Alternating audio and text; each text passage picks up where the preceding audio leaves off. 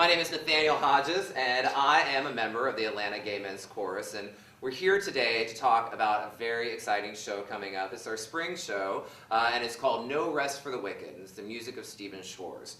And I have three very exciting guests here to talk about this show, kind of dive a little deeper into what we can expect. First, I have Kevin Robinson, and he is the artistic director of the Atlanta Gay Men's Chorus and co-creator of this show, correct? Great. And I have Melissa Arasi here, and she is the conductor of the AGMC Women's Chorus Project.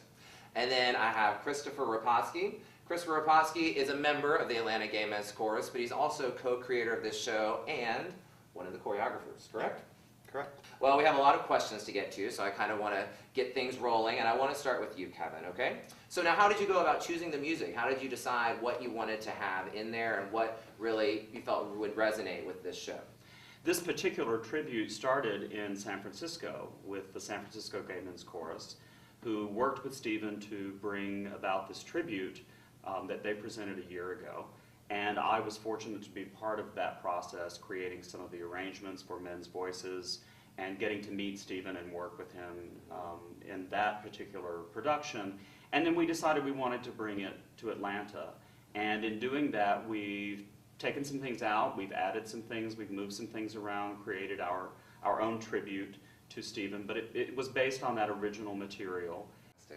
Now, what you all don't know, but what I am very excited about is the AGMC Women's Chorus Project. And I wanted to ask Melissa about your experience and kind of tell us more about the chorus, maybe how many members you have, and what can we expect from the Women's Chorus Project? Well, I'm very excited to be their conductor.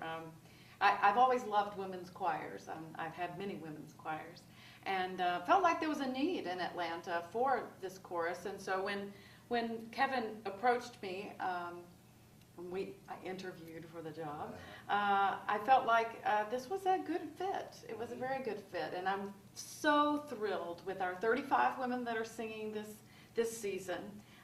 It's a wonderfully diverse group of women from all over the metro area, of all different backgrounds, and yet we've really already begun to bond with each other, which has been really great because, as you know, you sing much better with people that you kind of like. What's the arc of this show? How did you create that, that storyline, so to speak? I think from the beginning, from the very first notes all the way to the very last notes of the show, I think that there's this whole overarching image of time passing. Well, now, in talking about this storyline, for me, what I get a lot from Schwartz's music is themes of, self-acceptance, themes of creation, themes of, getting to their side, breakthrough, triumph. So obviously, this music is very personal to people and means a lot of different things to a lot of different people. So in this show, what's one moment that maybe as we're rehearsing or as we're, singing through this music or as you're just reading the lyrics, what really speaks to you? Maybe a piece, a time, a point in the show or music? Without giving too much away, the pieces that we're singing really have given us the opportunity to laugh a lot. And really get to know each other and, be silly and really let go of those inhibitions, But probably the piece that is the most meaningful and the most musically challenging is For Good. And the message that it has of needing someone else and having met someone else taking you to a better place is really a wonderful thing that's also about this chorus. That's great. The other thing about that particular piece and about this concert is that Wicked, when you look at the storyline, is really a story about two women. There isn't a single star in that show. There isn't a single character whose story is being told. In fact, it was something that Stephen and the co-creators went back and forth on. Whose story is this? Because that's always the question you ask in theater.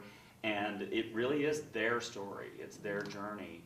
And so what's wonderful for us is to be able to debut the Women's Chorus Project on a concert where they get to sing their own set, and all of the pieces, all three pieces in that set are from a show that really explores and celebrates the journey of women as friends.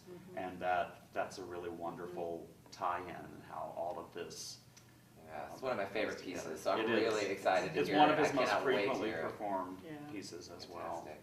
What are some of the more theatrical elements that we may be able to expect from this show? I don't want to give too much away because there's so many surprises, but I think that after this show is over, I fully expect that the audience is going to be blown away by what they've just seen. I think that they're not going to expect High production anything value, that that's we right. do in this show. I think it's going to take them by surprise in a very, very, very good way.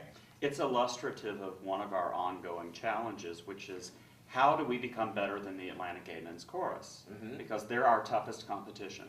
And we continue to set the bar high for ourselves, and this one is really high.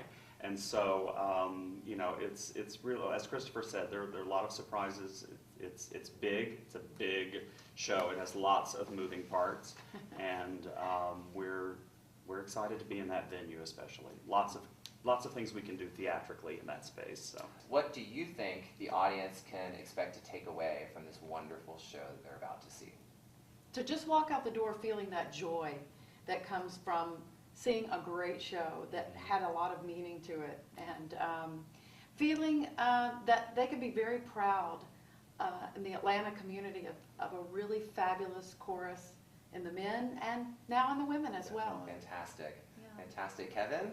Well, one of the things that I think is important about any kind of art form, especially a theatrical art form, is that the audience sees themselves in the material. And I think that's what we're really getting at here with this idea of time and growing up and the various experiences that we have. I think the audience will definitely see a reflection of themselves. Men, women, gay, straight, everything is on that stage in this performance. And that is, I think that is our goal as an organization, is to not continue to preach to the choir, as it were, but to be inclusive of everybody. And this show demonstrates that on so many levels, and we're thrilled to be bringing it to the community of Atlanta in April 19th and 20th. Perfect. That's fantastic. Well, I guess that's a good point to wrap up on. But first, thank you all very much for being here. It's been a pleasure Thank talking you. with you. So look for us in April, and we're very excited. So why don't you repeat those dates one more time? Yes, it's April 19th and 20th. We're at the 14th Street Playhouse. You can get tickets through the Playhouse website, or you can go to our website, which is agmchorus.org. Great, and we have a lot of work to do, so we better get back to We it. do. Thank No you so rest much. for the No wicked. rest for the wicked at all. Have a great day. Thank you. Bye.